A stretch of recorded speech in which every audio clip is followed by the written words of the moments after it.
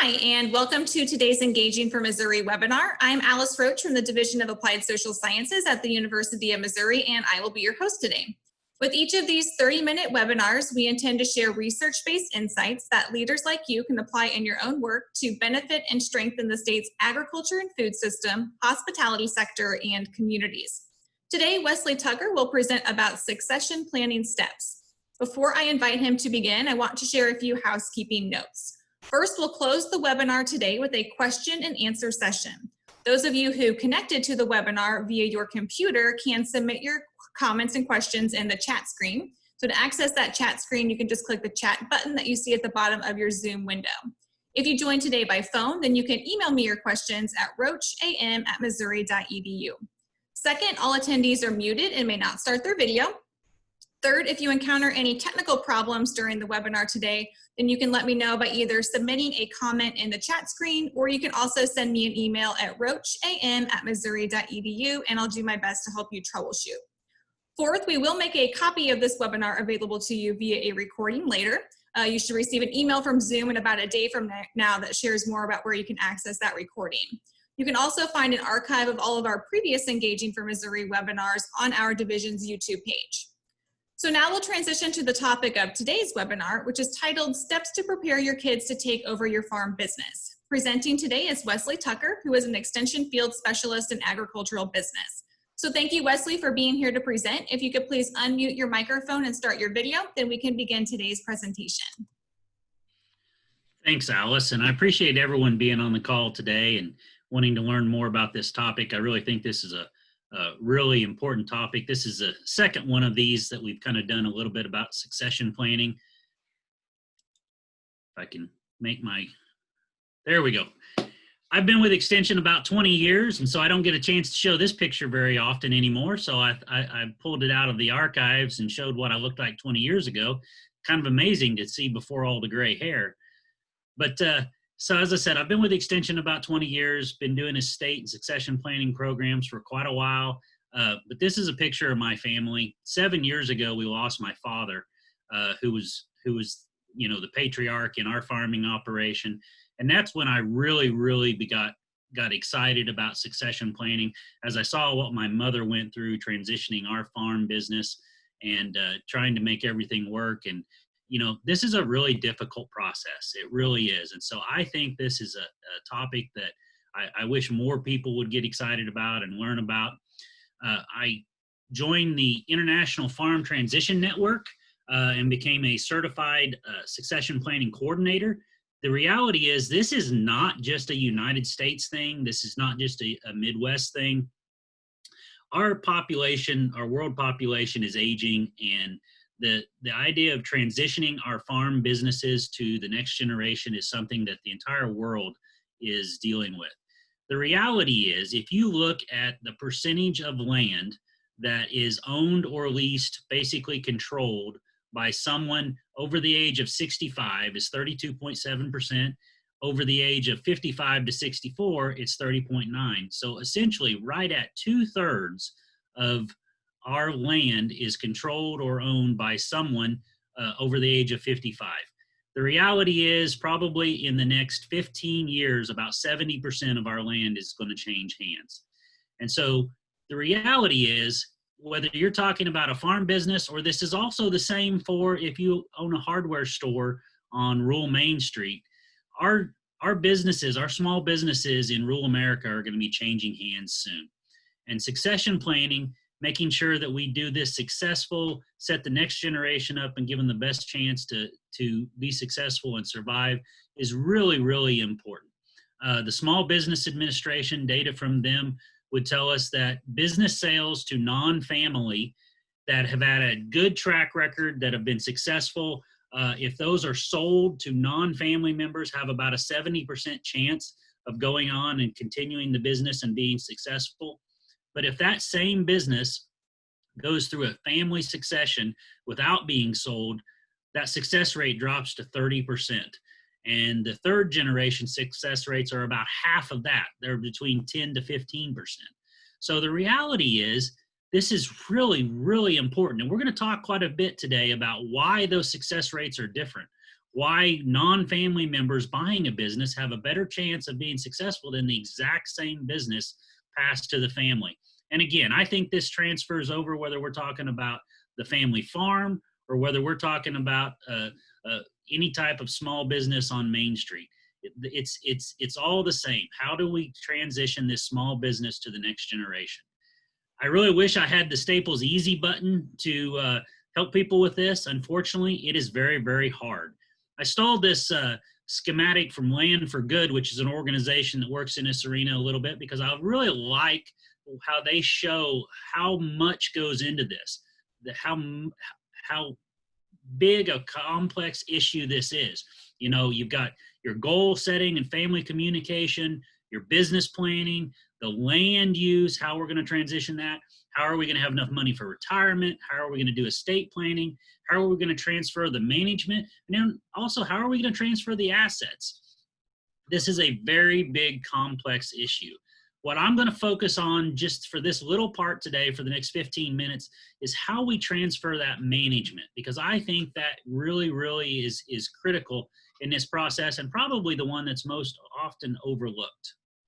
So maybe you're one of these people that has the no plan, the no planners, the no plan succession plan. The no planners include those that just reality, not planning to die. You know, when you ask them if they have a succession plan, they say no, and say, well, how are you planning to do that? Well, I'm just not going to die. Not really, but you know, to think about it. Maybe they're going to take it with them, or maybe they do intend to get out of farming, or maybe they're one of those that plan to spend every last cent before they die. The reality is, if we were sitting in a group in an audience and I could look you in the eye and say, how many people plan to do one of these four things? Almost no one would raise their hand. Everyone that has a small business, for the most part, wants to see one of their heirs take over the business. They would really like to see that business continue beyond them. But if you don't have a plan for that, how are you going to make that work? And one of the things that I always like to ask people is, why is this so hard?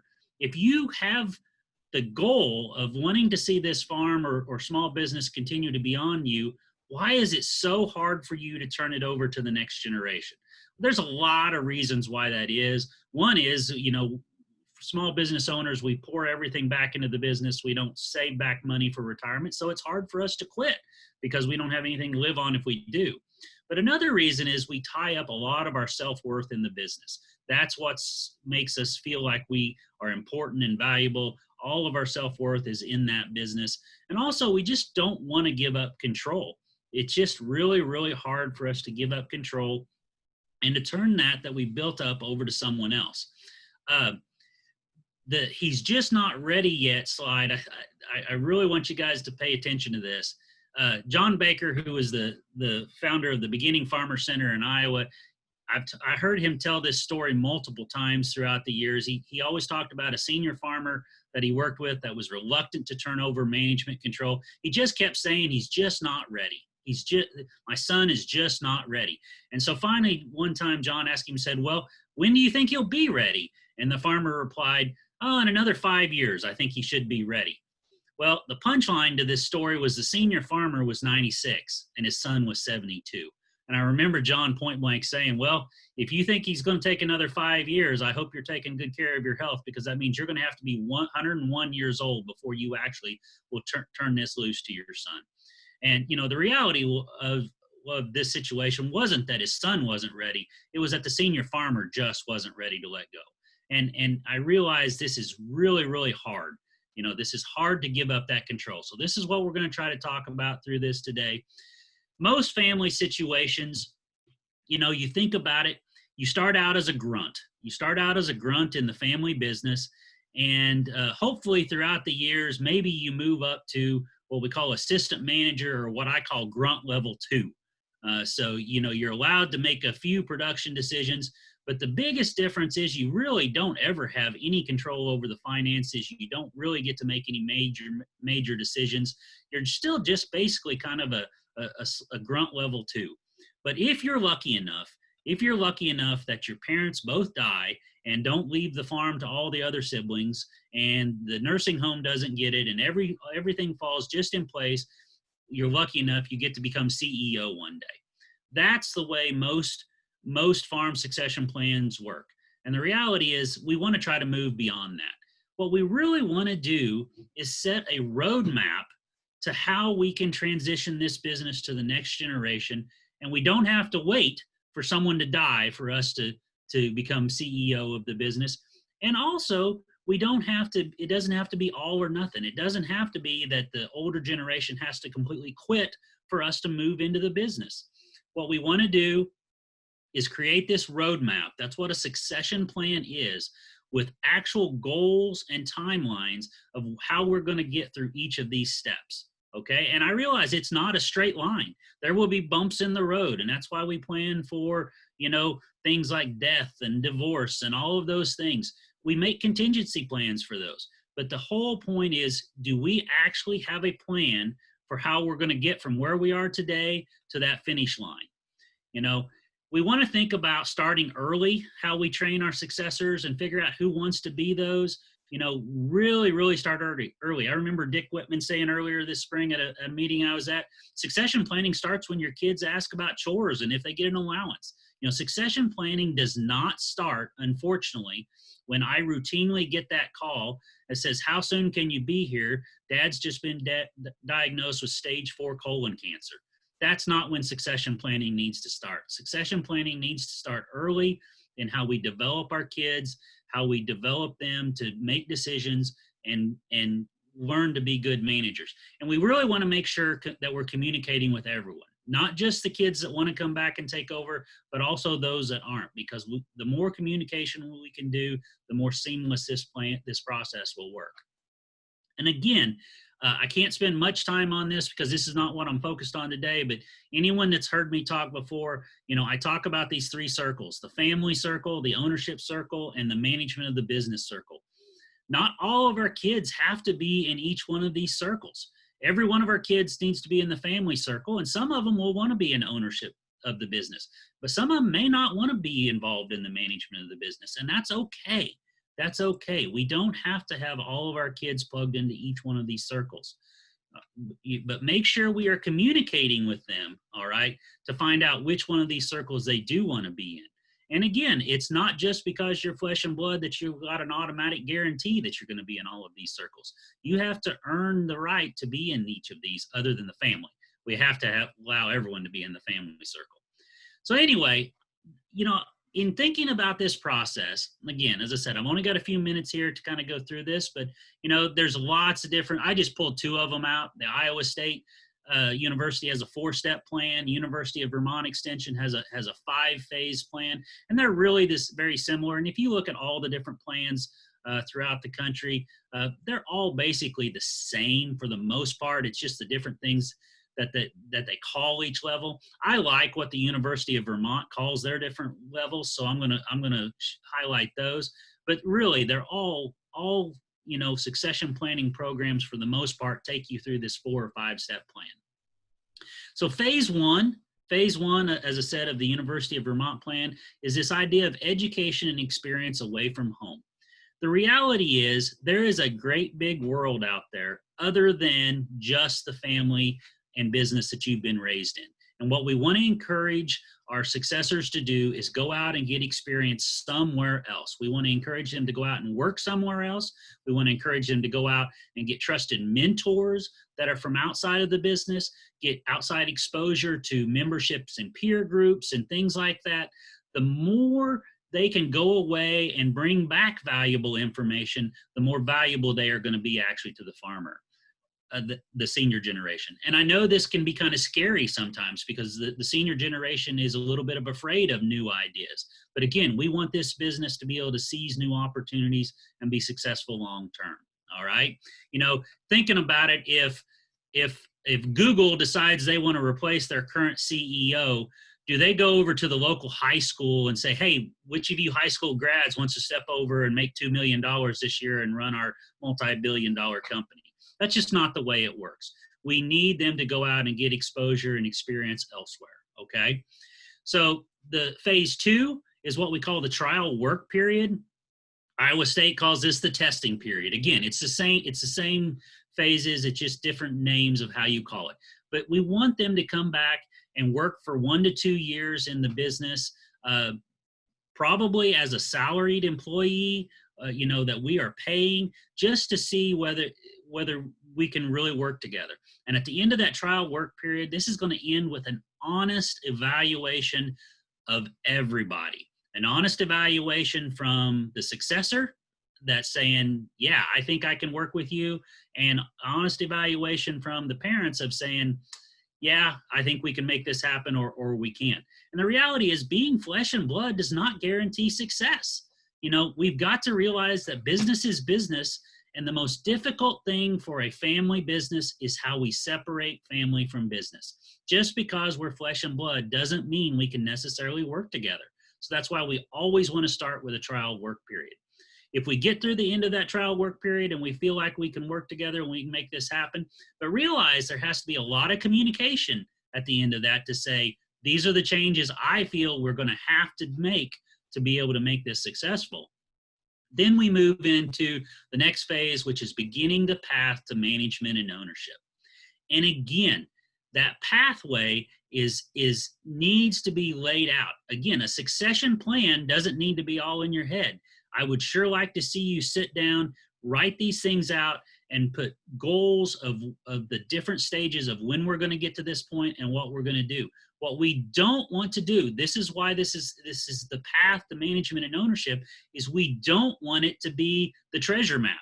The treasure map is, yes, son or daughter, come into the business, and you sign up for a lifetime of servanthood, and if everything works out just right and we navigate all the pirates and all the landmines that come through, hopefully at the end, you'll get the farm. That's not what we want. We want it to be an actual roadmap with dates and things of timeline of when we're going to get there. Questions I have at this stage is, what opportunities do they have to learn? See, the successor must be making decisions. Again, if the senior generation is going to keep all control and not allow them to make any decisions, how are they ever going to learn? Generally, at this stage, we allow them to specialize, and so that they can kind of become the expert in some phase of the business, whether it's a particular side of the production, the livestock or the crops, or the marketing or something. We try to allow them to specialize in something that they can call their own. But remember, if you look up at the top there, it's the pathway to management and ownership. So my next question is, what do they own? The most successful transitions that I have seen, those are the ones that they get them on the road to ownership sooner rather than later. Again, we don't want that treasure map of you're just going to be a servant here. You're never going to own anything until I kick the bucket. What we want to get them on that path to ownership as soon as we can. That allows them to learn about debt. If they have to borrow money to buy some equipment or some livestock, or maybe a small piece of our business, again, that allows them to learn about debt, which is good. The worst thing possible is if the checkbook is turned over the day after the funeral and they've never managed the finances. And sometimes we have to get creative with our compensation plans here and make that part of how they're paid. Again, think about what that sense of ownership and responsibility does for you. I'm standing in front of the rusted out fenders on that old truck that I got, but it was mine, and it allowed me to feel more, the sooner they can become a part owner and part of the business gives them a greater sense of responsibility. I also teach HR classes, and you know what one of the best ways to motivate an employee is put them in charge of something. If they're just one of the team that is just part of the process, they don't have as quite as much of an incentive as if you put them in charge of something. Suddenly they know whether the success or failure of that process, they're going to be evaluated on it, and they take that more seriously. So, the next phase is not just starting the path to management and ownership, but kind of advancing down through there and getting much closer to becoming the majority owner, which is the last phase. But at this stage, they've got to take charge of at least one area of the business, and not just the production side. They need to learn the finances, the purchasing, the marketing, all of that, how that goes into it. Again, maybe you turn the cattle side of the business over to them, or maybe you turn a certain farm over to them, but they have to take charge of at least one area of the business. And this is where most succession plans fail. Again, we turn the production side over them, but we don't turn the financial. And it just goes back to that fear of losing control. If you look at research studies, you can find studies from multiple countries, and the thing that is consistently not turned over from the senior to the junior operator is the finances. Again, are we really building capacity in our successor if the only decisions they are allowed to make is when we rotate the cattle or when's the time to harvest the beans? They need to be managing the finances as well. And in the final phase is they do become the majority manager or owner. The senior scales back and the junior assumes the reign. And often, if we're doing this correctly, maybe there's another generation starting phase 1 as the other one's moving into phase 5. But, this is where I kind of disagree with the Iowa State list, because Iowa State calls this last phase complete withdrawal. And I don't think it has to be complete withdrawal. I think that's what scares the senior generation. This doesn't mean that we completely have to step out of the business. Now, maybe you want to. Maybe you want to retire and get out of the way, but you don't have to get completely out of the business. But what you do have to do is turn the major management over to the next generation. The reality is the senior still has extremely valuable information up there in their mind, and they need to be a trusted advisor. But the question is, can you step back and become an advisor while allowing the next generation to take over? That's hard. But I know, again, I refer back to a lot of the people that I've learned from. I've heard Dick Whitman say multiple times, maybe I transition out of being the CEO and I transition over to the board chairman or something like that, a board advisor. Can I make that transition into an advisory role? Again, the ones that do this well, these phases almost feel seamless. It's not like, okay, today we're going to move from phase 3 to phase 4. But when they sit down and they write it out, they create this plan, then it almost seems like it easily flows from one to the next. So communication is absolutely the key. That, I mentioned earlier, the difference between the non-family succession rates and the family succession rates. You know why I think that is? It goes back to mostly communication, because they discuss the details. If I am not your son or daughter, and you are going to transition this business to me, I'm going to be buying and taking over this business, we're going to sit down, we're going to write out a business agreement. We're going to talk about when am I going to get paid and what part of the business am I buying this year. That's all going to be spelled out in business agreements. Why don't we do that with family? Well, the reason is because we feel like we're constrained by these family and personal feelings. If I'm transitioning to little Johnny down the road, if we start into this process and we find out it's not going to work, we don't do it. But in family, we tend to brush it off and say, oh, it'll work out because we're family. It'll work out. That's the difference between the succession rates of non-family and family, is they communicate, they talk about all these details, and they make adjustments when necessary. If I could ask you one question that would help me figure out where you're at in this succession planning process, it would be about your organizational structure and how are decisions made? How are decisions made in your operation? Because, one of the things that if I'm your succession planning coordinator, I'm going to ask you is who makes what decisions and for how long? And that needs to be documented in your succession plan. Because again, if the successor generation is not making management decisions, if you are not turning those key decisions over to them, then they are not being prepared to be successful. Can you sit down today and draw out your management structure for your business? And my quick question would be, does your management structure for your business look like a Christmas tree, or does it look like a pine tree? Does it look like a pine tree that's just you at the top and everybody has to answer to you and nobody's allowed to make any management decision? So I'm going to end with this. What is your plan? Do you have a roadmap to success? Have you sat down and figured out how to prepare that next generation to take over? Or are you leaving them a treasure map that if they come here and become my servant for the next 30 years, hopefully if we navigate all the obstacles, that one day you'll get the farm? Alice, I probably took a few many minutes long there, but hopefully we got a little bit of time for questions.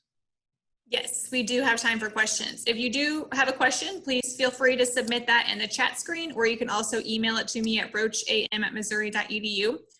Wesley, as a place to get started, I'm interested in knowing your thoughts about how operators can separate business from family, which is one of the tips you mentioned. I've heard, for instance, hold meetings off-site. Don't sit around at the breakfast table and talk about business during your annual meeting or something. So what are some other tips that producers can use in order to separate business from family? Yeah, those are really good suggestions. Again, we haven't even mentioned family meetings, but yeah, family business meetings are really, really important. And there's a difference between family business meetings that is the on-farm air, and in what we call family council meetings that include the off-farm kids and things like that. But absolutely, you're correct. Those meetings need to be off-site. You don't want to have them at the kitchen table. Mom pass the potatoes, what's in the will. You don't want to have those type of discussions and things like that. But again, it is hard. It's really hard separating family from business. That's the most difficult thing in this entire process, probably, in my opinion. But I just encourage people to try to think about this as business relationships, not family relationships. And that's why that open communication becomes so critical. If one or other of the generations is not openly communicating, this is probably not going to work very well. It's probably not going to work very well. So being willing to ask the difficult questions and being willing to answer them, that's a challenge, but it's really, really important. Great, thank you. In the multi-phase process that you outlined, the first phase talked about the need for the junior generation to spend some time off the farm, gaining experience and education. What is the ideal experience or education, particularly because farmers need to have such a broad range of skills? Should the young people focus on strengthening their strengths or improving on their weaknesses? What's that ideal experience? Yes, to all of those. You do need to go out and find ways to strengthen, your weaknesses and build those up. But the point is to find, if you only are involved with one family and one business, there's a great big world out there with other ways to do things, so other aspects of the supply chain. So maybe you're only a crop farmer and you don't, know about grain merchandising and things on down the road. But the more exposure, the more broad level exposure you can get to other aspects of what you're producing in the supply chain, the better. The reality is a successful business is always looking for new opportunities. And if you don't know what else is out there, then it's really hard to be able to take advantage of those. So the more broader experience you can get, the better. And the reality is, this is kind of scary, but the longer a person spends away from their own farmer business is probably they're more valuable when they come back. The more exposure they can get, the better they will be. Great, thank you. During the trial work period, that second phase that you outlined, what are the obligations of both generations, the senior generation and the junior generation, to sort of do that honest assessment to know whether it's going to work for that junior generation to come back and be part of the operation in the long term? Yeah, and that's kind of a difficult question. I mean, I would say the communication is probably the most important thing there, but it is that kind of honest, evaluation of one another. The responsibilities there is to make sure that the senior generation needs to make sure they're compensating the junior generation. They're not a partner yet, so don't expect them to come back and work for peanuts, for one thing. That's why I always say, give them an adequate salary, because they're entitled to it at this point. They're not an owner of the business, so make sure you're adequately compensating them. The junior generation needs to make sure that they're coming back and working hard and trying to learn, more that they may have not known since they've been gone, and trying to figure out how to gain exposure to other areas. The junior generation doesn't stop getting exposure to outside just when they come back. So they need to, at this stage, be thinking about what can I bring to the business, as I become a partner. I've heard families talk about, there's not enough money to bring multiple kids back into the farm. So every kid has to come back with a plan for how they're going to generate enough to cover their salary from the farm. So in that trial work period, the junior generation needs to be thinking about, what can I bring new to this business to help us grow and expand so that we can cover the expense of me coming back into this operation.